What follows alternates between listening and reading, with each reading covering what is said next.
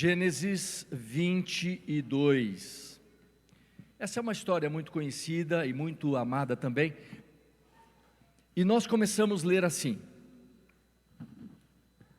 depois dessas coisas, pôs Deus a Abraão à prova e lhe disse: Abraão, e este lhe respondeu: eis-me aqui.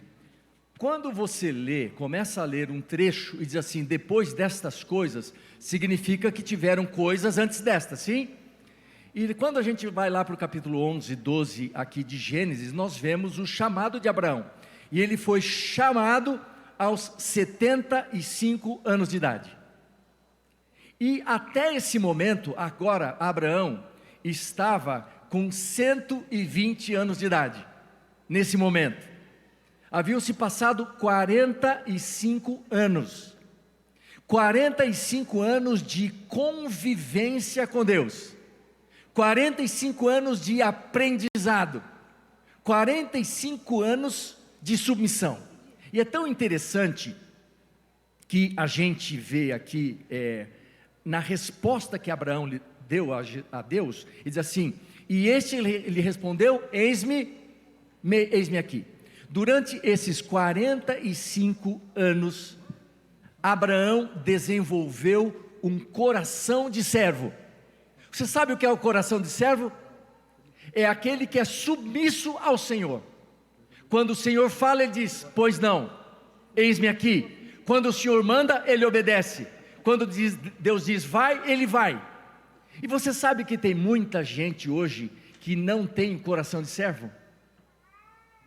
Tem muita gente que perde emprego por não ter o coração de servo. Já viram isso? O patrão manda assim: escuta fulano, faz isso para mim. Ele diz: agora não, agora eu estou fazendo outra coisa. Não é? Nariz empinado. O chefe manda: vai lá, eu só vou lá depois que eu terminar isso aqui. Quem é que manda? E Abraão, ele percebeu quem era o Senhor e quem ele era.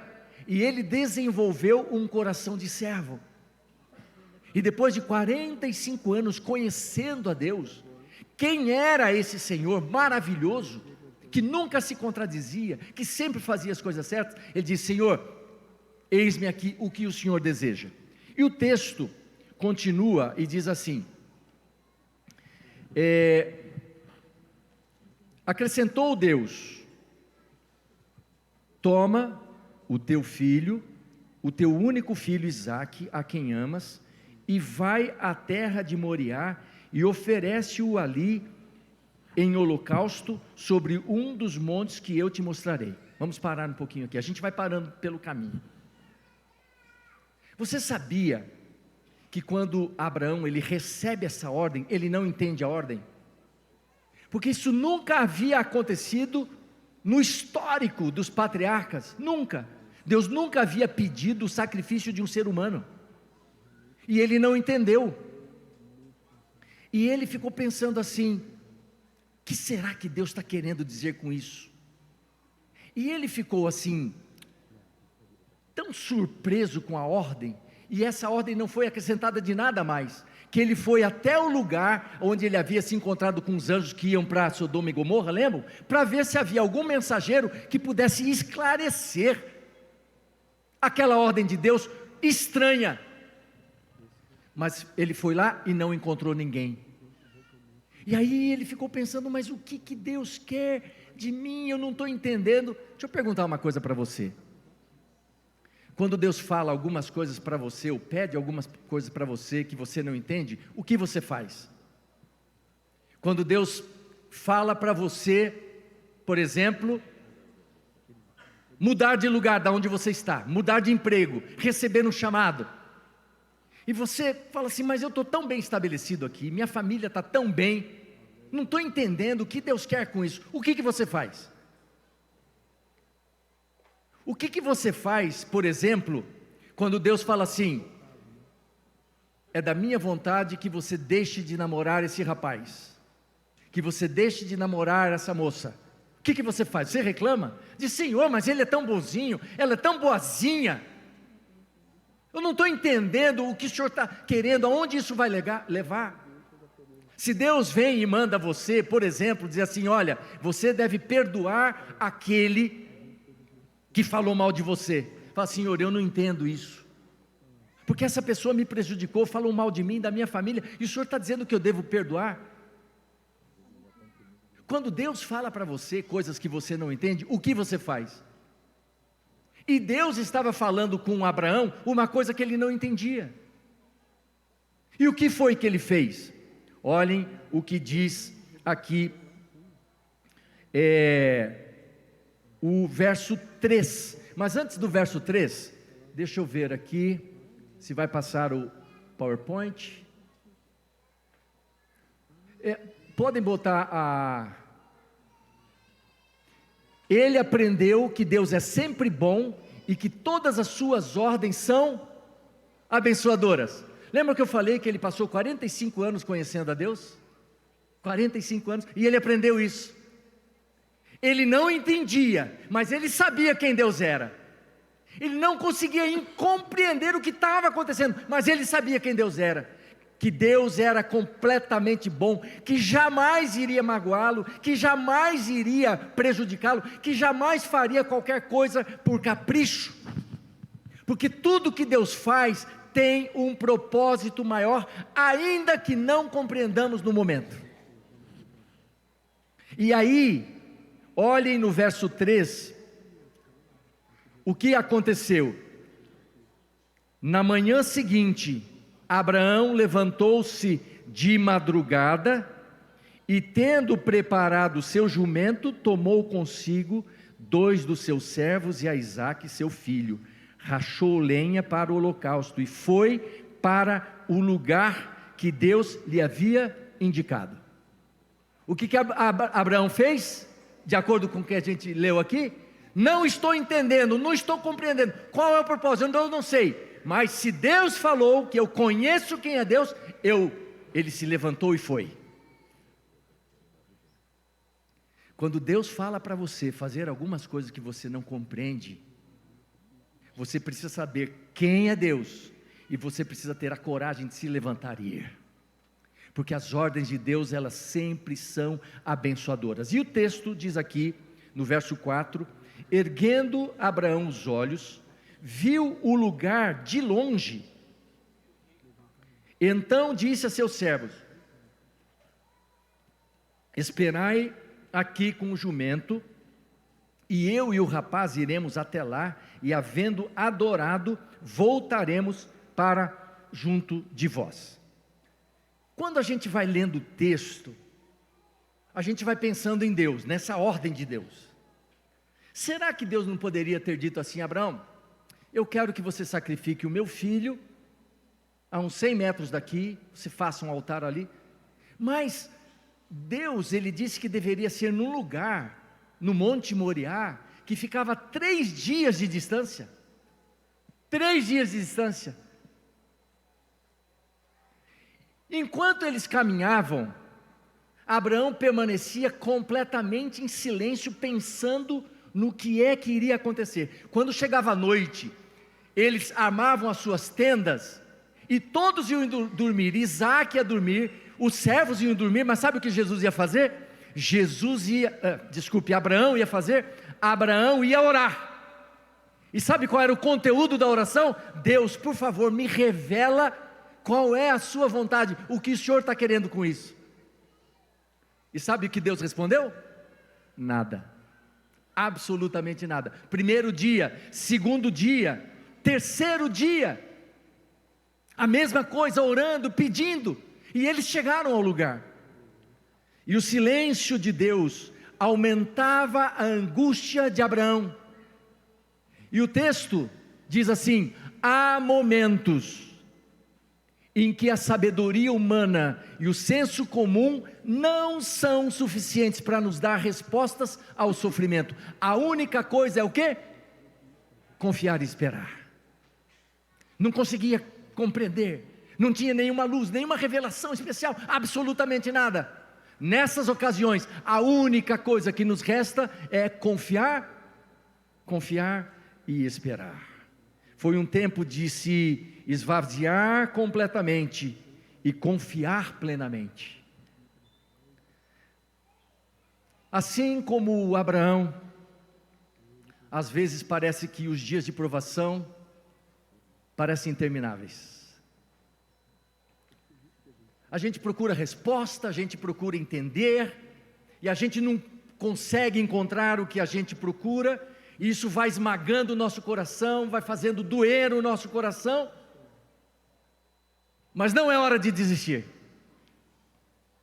É tempo de clamar, de buscar, mesmo em meio à escuridão e ao silêncio. Nós precisamos confiar que no tempo certo Deus vai se manifestar e abençoar. E o verso 6 diz assim: tomou Abraão a lenha do holocausto e a colocou sobre Isaque, seu filho. Ele, porém, levava nas mãos o fogo e o cutelo. Assim caminhavam ambos juntos.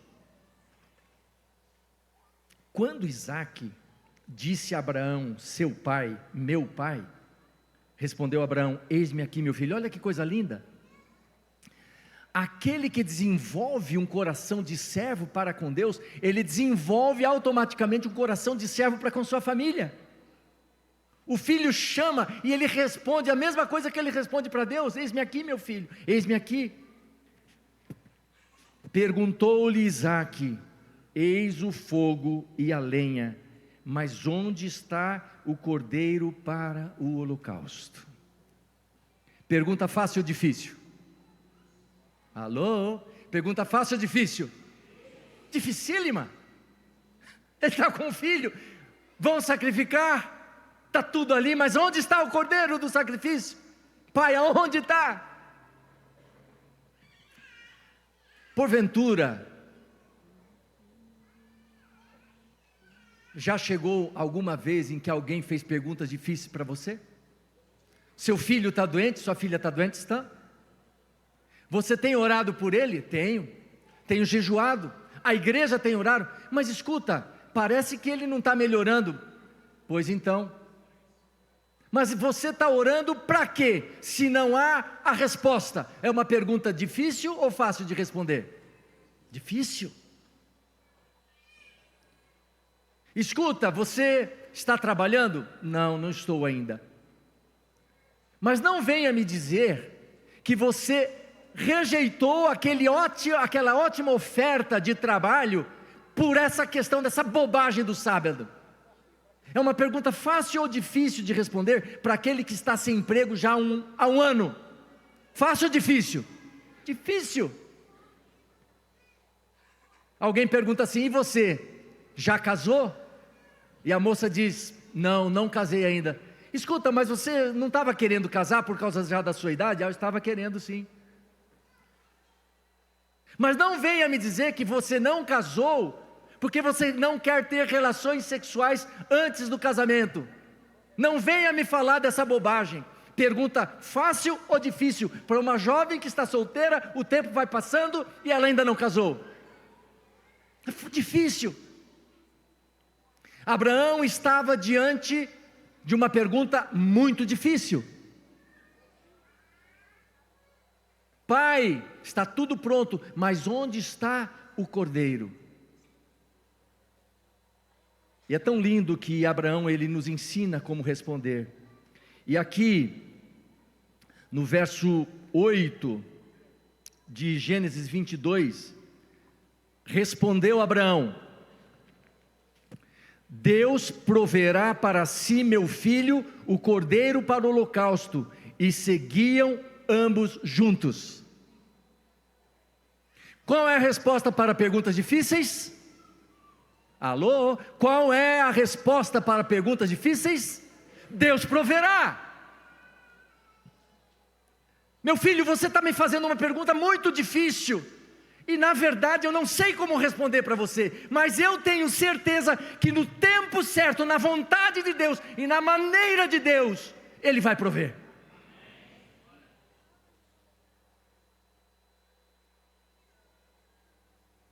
Você está sem emprego há um ano? Se você continuar confiando e esperando no Senhor, Ele vai prover o seu pão e a sua água, e nada vai lhe faltar. Deus proverá.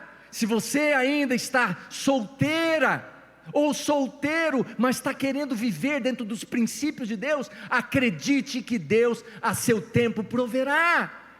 Se o seu filho está doente, sua filha está doente, e você ora e jejua e nada acontece, creia e espera que no momento certo Deus vai prover. Pode ser hoje, pode ser amanhã ou no dia da volta do Senhor Jesus. Eu falei desse sermão para um amigo compositor, e eu pedi que ele fizesse uma música,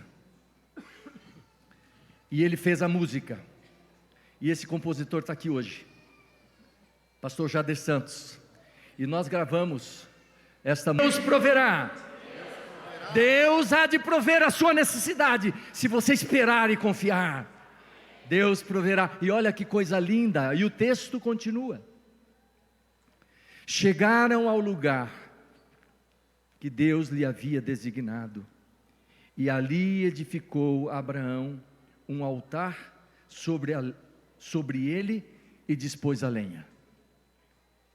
E agora era chegado o momento da revelação. Coloque-se no lugar de Abraão.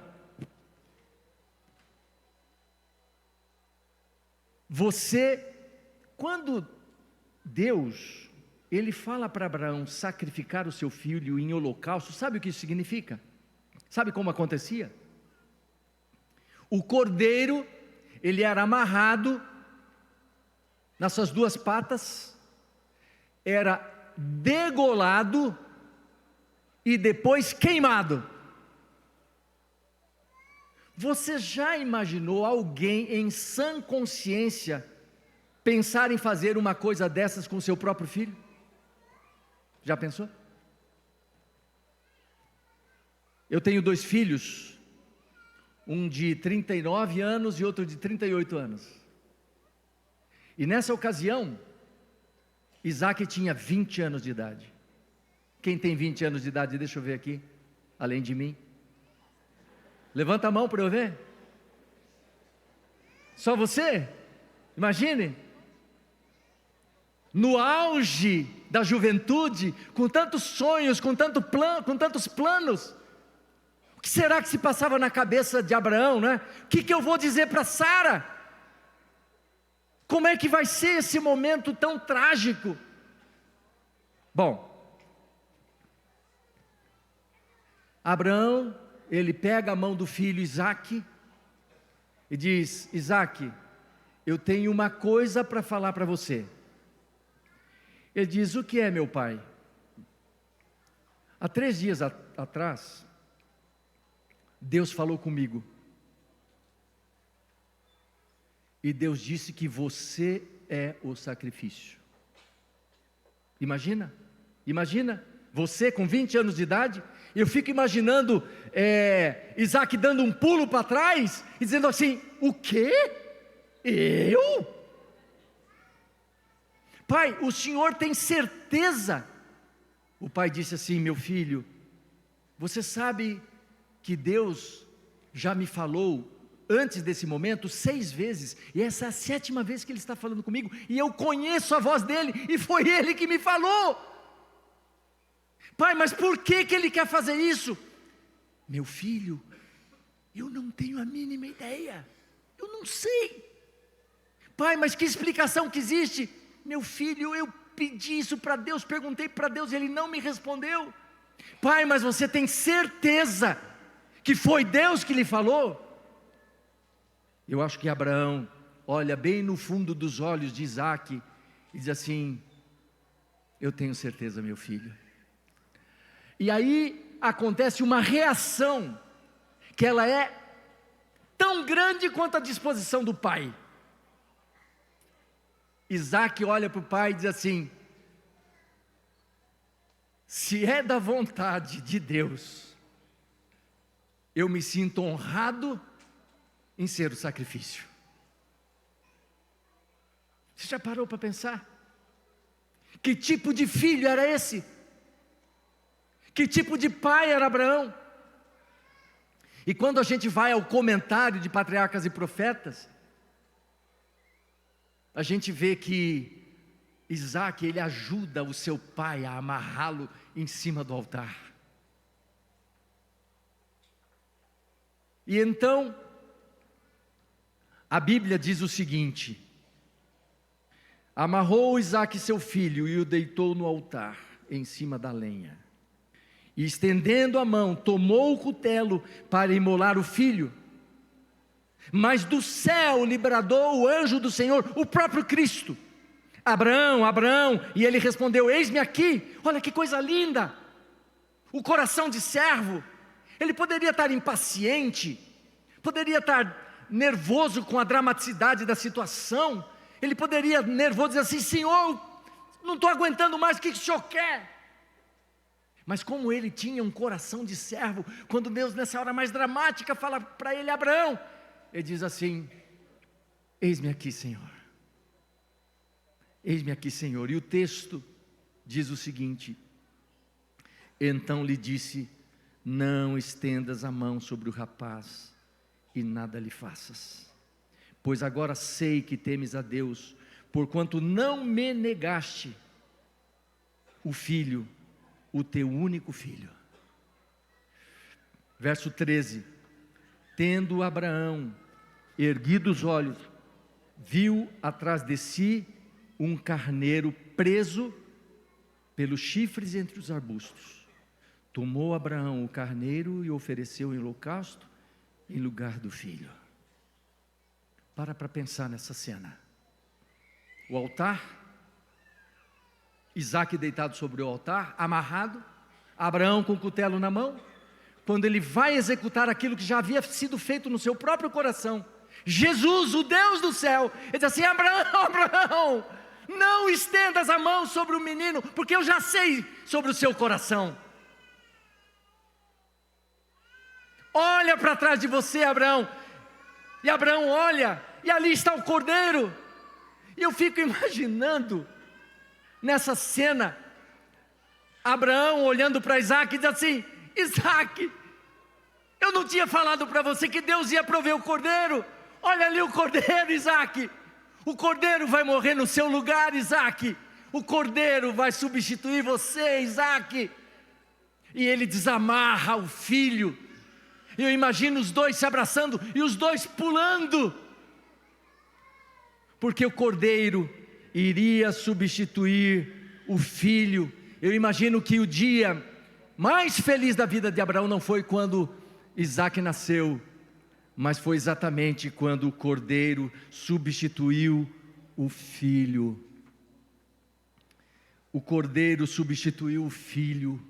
O cordeiro foi para o altar do sacrifício, para que o filho voltasse para casa. Agora o coração estava aliviado, a vida tomou o lugar da morte, o sorriso mandou embora as lágrimas.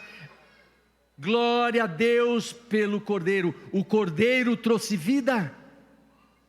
E no verso 19 diz assim: e então voltou Abraão aos seus servos, e juntos foram para Berseba, onde fixou residência. Não era nem o mesmo Abraão e nem o mesmo Isaac. Voltaram pela experiência com Deus e com o cordeiro.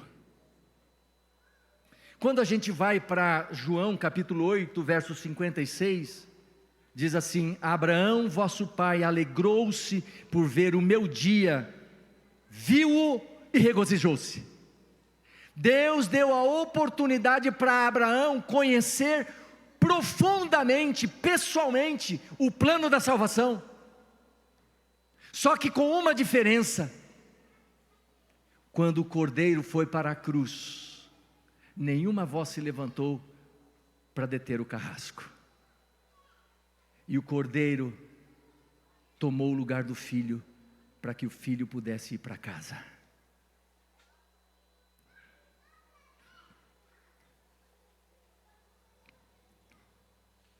Precisaria ficar claro para todo o universo que Abraão, o servo de Deus, era capaz de obedecer até o fim, mesmo que isso implicasse em sacrificar aquilo que ele mais amava no mundo.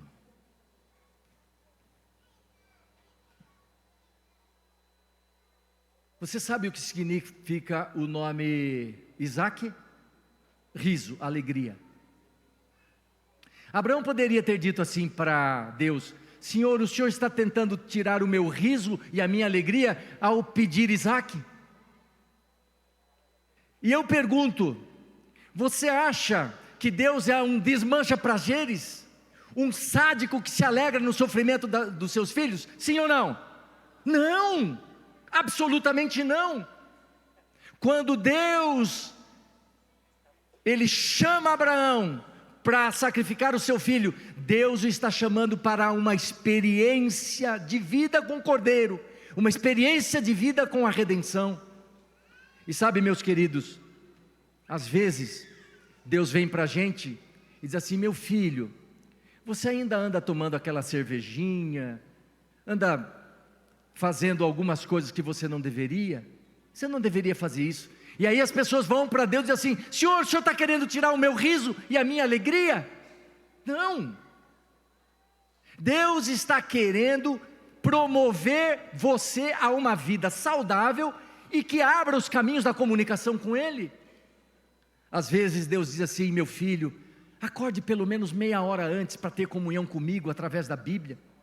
E aí você vai para Deus e diz assim: o Senhor está querendo tirar a minha alegria? A hora que eu gosto mais de dormir é de manhã, eu fico na cama até a última hora para poder aproveitar um pouquinho.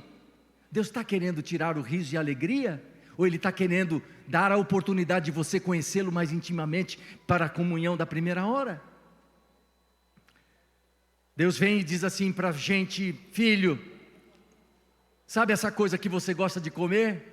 Aquela outra coisa que você gosta de beber, que não faz bem para a sua saúde?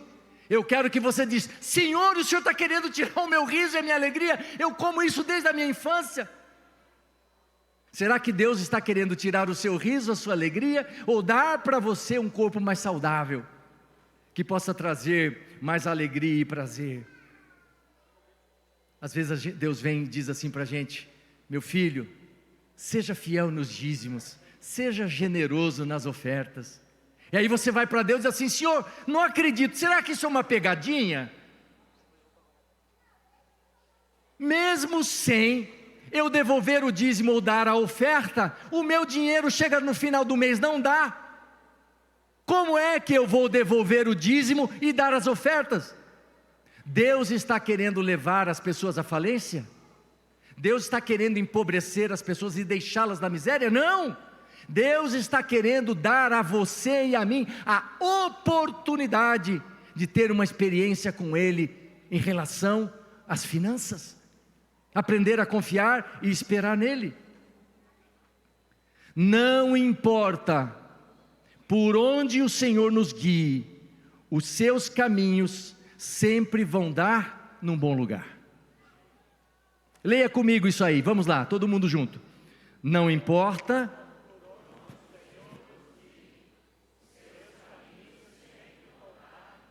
os seus caminhos sempre vão dar num bom lugar. Acredite.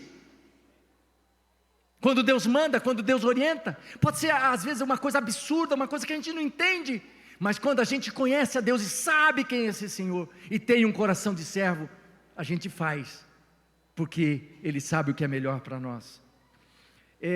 No tempo em que nós tínhamos o nosso orador, pastor Ronaldo de Oliveira,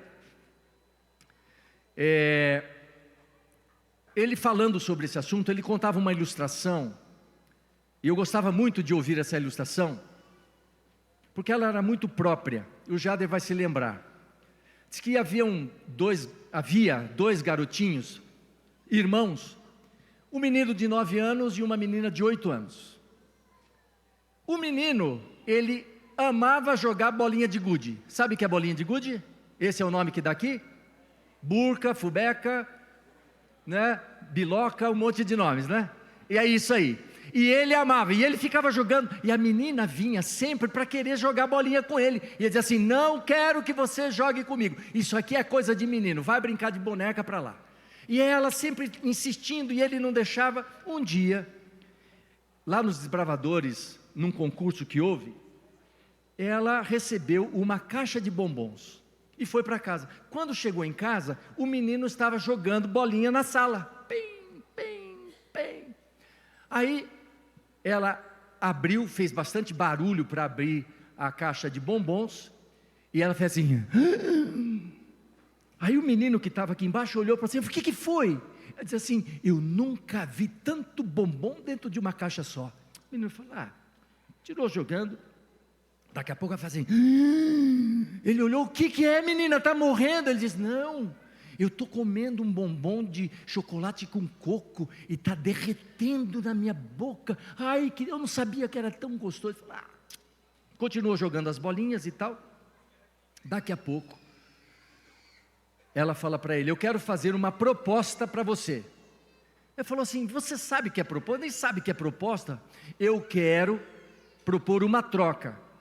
Eu troco todos esses bombons, esse monte de bombom na caixa, que derretem na boca. Mulher é fogo, né? Já estava preparando o caminho para o garoto, né? Em troca de todas as suas bolinhas. Aí o menino já tinha sido preparado, né? Aí ele olhou para a caixa de bombons, olhou para as bolinhas, olhou para os bombons, olhou para as bolinhas, olhou para os bombons, olhou para os bombons, olhou para os bombons, olhou para a bolinha, olhou para os bombons, para os bombons, para os bombons. Ele disse: eu topo, eu troco. A menina ficou louca. Ele falou: mas espera, eu tenho que colocar as bolinhas no embornal aqui. E havia uma bolinha, que a gente, no meu tempo, a gente chamava de canadense, que era uma colorida. Era o xodó dele. E ele pensou assim: essa bolinha eu não posso dar para ela, eu não posso. E aí ele, agachado ali, foi colocando as bolinhas dentro, e aquela ele foi afastando e foi escondendo para debaixo do sofá. Foi botando as outras bolinhas e de repente pegou e disse assim: toma as bolinhas. E a menina saiu louca, disparada lá para o quintal e disse: eu não acredito que eu consegui essas bolinhas. Espalhou as bolinhas e estava jogando. De repente vem o garoto com cara de sério. Ela olhou ele de longe e falou assim: não vem que não tem, não vou destrocar, combinado é combinado. Ele diz: não é isso, eu quero falar com você, todo sério. Aí chegou perto dela e disse: o que é? Ele olha para ela e diz assim: você me deu todos os bombons? Ela disse: dei sim, todos os bombons. Eu quero saber se você me deu todos os bombons. Ela olhou para ele e disse assim: claro que dei todos os bombons, porque assinaram o combinado? Todos os bombons por todas as bolinhas? Eu dei sim. Deixa eu perguntar para você, por que é que o garoto estava perguntando se ela havia dado todos os bombons? Por quê? Porque ele não havia entregado todas as bolinhas. E você sabe que nós, seres humanos, nós olhamos para o outro através de uma ótica pessoal. Se uma pessoa é mentirosa, ela acha que todo mundo é mentiroso. Assim: esse cara está falando isso aí, mas isso não deve ser verdade. Se ela é uma trapaceira, acha assim: eu não vou fazer negócio com esse cara aí, que ele pode me passar para trás. É a ótica do outro. As pessoas que são bondosas olham para os outros e dizem: não, eu vou fazer isso para ela porque ela merece, ela é bondosa. E você sabe que em relação a Deus é a mesma coisa? Nós olhamos para Deus através da nossa própria ótica. E quando Deus vem e diz assim: meu filho, entrega a sua vida, entrega o seu tempo, as suas habilidades, seu coração, a sua vida, as suas filhas, entrega.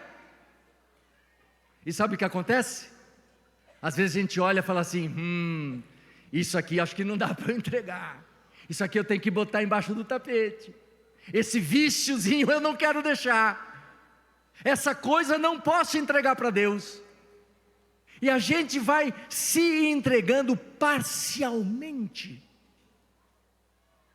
a gente vai separando por causa da nossa seletividade, o que eu posso entregar para Deus e aquilo que eu não devo entregar a Deus, porque quando eu penso assim, se eu entregar isso para Deus, eu não vou ser feliz completamente. Se eu não entregar isso para Deus, isso vai me fazer falta. E aí você insiste naquilo e vai escondendo. E eu vim hoje de manhã para dizer aqui para você, é hora de você entregar tudo. Porque se você não entrega tudo, você não vai acreditar que Deus é capaz de fazer tudo. Você sempre vai ficar na dúvida, será que Deus vai me ajudar? Será que Deus vai me amparar? E hoje, nós temos 3 pessoas que vão ser batizadas. O Luiz Eduardo, a Maria Aparecida e o William. E eles estão dizendo, através do batismo, que eles querem entregar tudo. E quando a gente ouve, né, esse sermão, você está ouvindo esse sermão, né, entregar tudo, você até se... eu quero entregar, e aí eu quero que você faça uma revista na sua mente, né? Será que tem alguma coisa que eu estou segurando, que eu não tenho coragem de entregar para Deus? Será? E sabe qual é o problema? O problema é que o nosso coração, ele é medroso.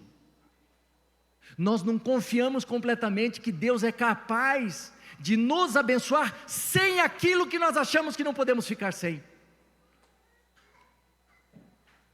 Esse texto diz assim: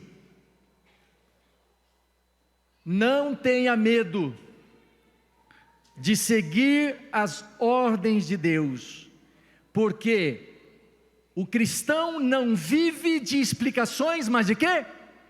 De promessas. Nas provas da vida, há sempre um depois, pois Deus nunca desperdiça um sofrimento.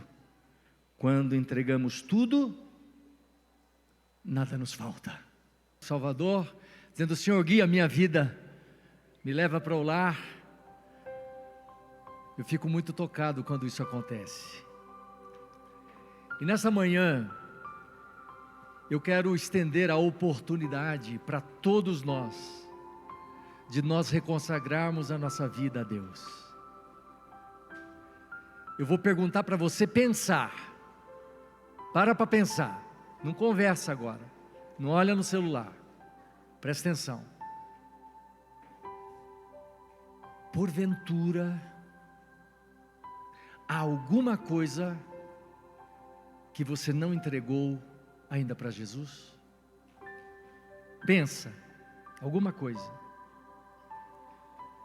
algum hábito, algum vício, alguma coisa que você gosta de fazer e sabe que não deveria fazer, sua fidelidade, alguma coisa, pensa.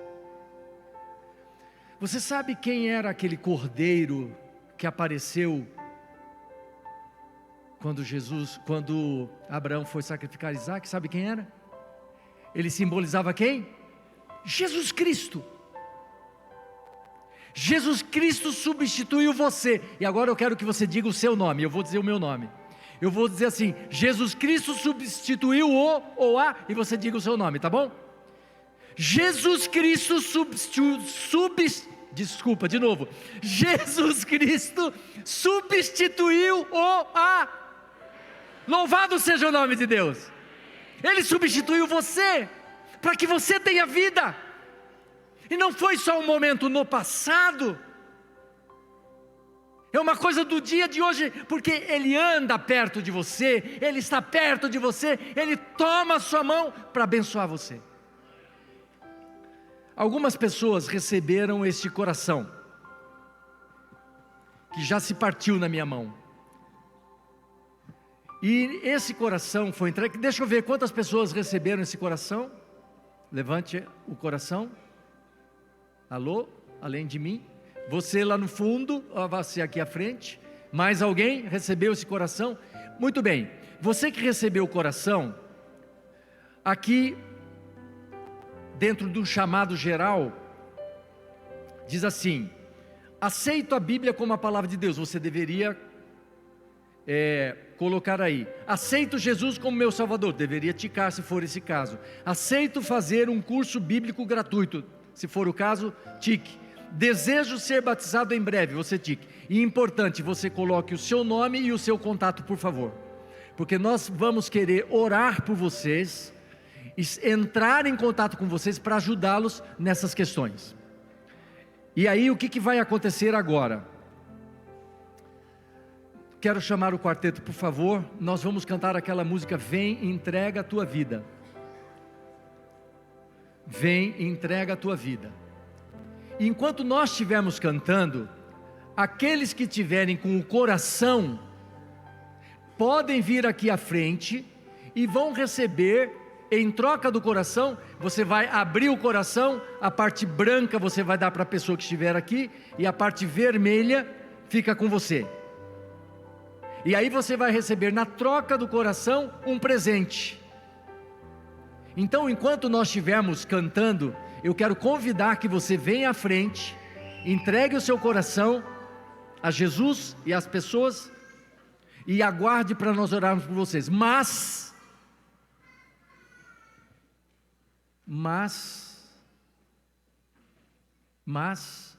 esse convite se estende a todos.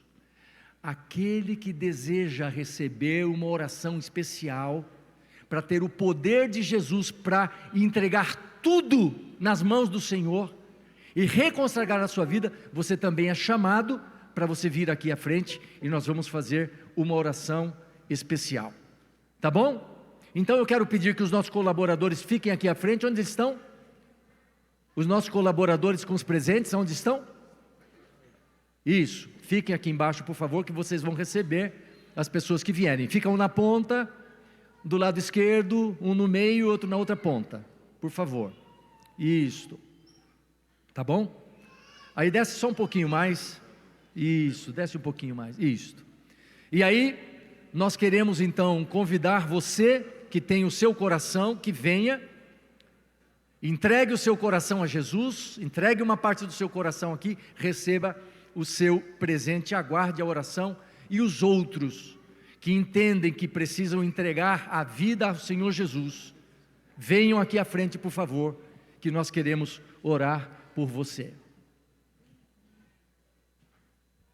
Que cena linda essa que nós estamos vendo daqui. Quando as pessoas dizem para Jesus: Senhor Jesus, o Senhor entregou tudo, e eu também quero entregar tudo. Porque quando você entrega tudo, além de não lhe faltar nada, a porta do significado da vida abre-se para você. E Deus convida você para viver uma vida abundante, uma vida abençoada, uma vida de plenitude. Parabéns por essa decisão que você tomou. E esse mesmo cordeiro que simbolicamente apareceu para Abraão e Isaque, ele está aqui perto de você. Ele está aqui para segurar a sua mão, para dizer: filho, obrigado porque você está entregando tudo. Eu já entreguei tudo, e você não vai se decepcionar, porque Deus ama você profundamente, e Ele quer levar você como filho para casa.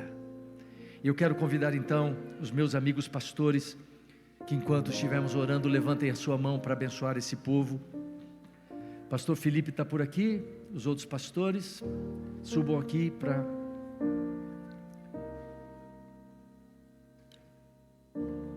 nós fazemos essa oração.